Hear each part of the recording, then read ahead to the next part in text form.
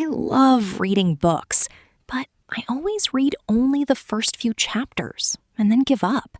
Especially with thick books, I start reading them, but I rarely make it all the way to the end. Why does this keep happening? Many people would say, you don't have enough willpower, or you're not persistent enough. But is that really the reason? Computers have something called a buffer. A buffer is a temporary storage area that allows a system to handle a certain amount of data at a time. But when more data comes in than the buffer can handle, the system becomes overloaded. People work in a similar way. Our minds also have a limited buffer for processing information, but we often try to handle goals that are far larger than our buffer can manage. In action movies, you sometimes see people jumping from one rooftop to another. Imagine that you are in an action movie and have to film a scene where you jump from one 3-story building to another. The gap between the two buildings is 1 meter. Could you do it? I'd be too scared.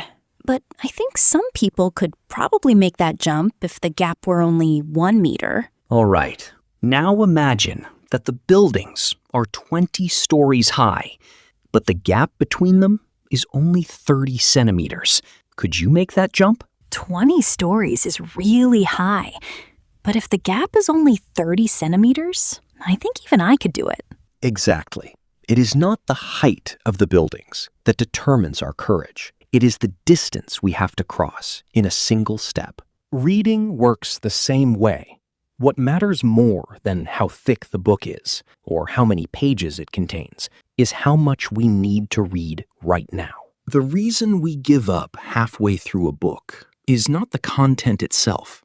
We give up early because we are afraid that we will never be able to finish such a thick book. And that fear arises when we try to take on a goal that is larger than our cognitive buffer can handle all at once. So, wanting to finish the book quickly can actually make us give up? Is there a way to fix this? The solution is very simple. We need to build a system that keeps us from giving up. And we need only 2 things to create that system: the book's table of contents and some sticky notes. A table of contents is more than just a list. It is a blueprint that shows us how the book is structured. And now we are going to use that structure. First, check the page numbers in the table of contents and place a sticky note on the first page of each chapter. But do not start with chapter 1. Start with the final chapter and work backward. Chapter 10, chapter 9, chapter 8. Place the sticky notes from top to bottom so that they form a staircase along the side of the book. Why do we place them in reverse order? Because from now on, we are not simply reading a book. We are starting a reading game. With this method, even a 300-page or 500-page book turns into a game. When you finish the first chapter, you clear stage 1. Then you remove the first sticky note. When you finish the second chapter, you clear stage 2. Then you remove the second sticky note. I see. So each chapter becomes a stage. As the sticky notes disappear one by one, you can instantly see how much you have read and how much is left. Seeing your progress through the sticky notes along the side of the book gives you hope that with just a little more effort, you can finish the book instead of giving up halfway through. But there is one very important rule. Never think about the book as a whole. You do not need to calculate how many pages are left. Focus only on reaching the next sticky note. Today's goal is not to finish the entire book. It is simply to reach the next sticky note. Once you remove that sticky note, today's game is over. So no matter how many pages are left, I only need to focus on removing the next sticky note. Exactly. People do not enjoy facing enormous goals, but we do enjoy seeing all the small steps we have already completed.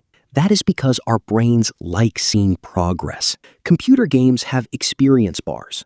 And when we download something from the internet, we see a progress bar. By looking at that bar, we decide whether to close the window or wait just a little longer. When we see the number going up or the bar moving closer to completion, The moment we remove a sticky note, our brain receives an immediate reward, and that small reward gives us the motivation to move on to the next stage.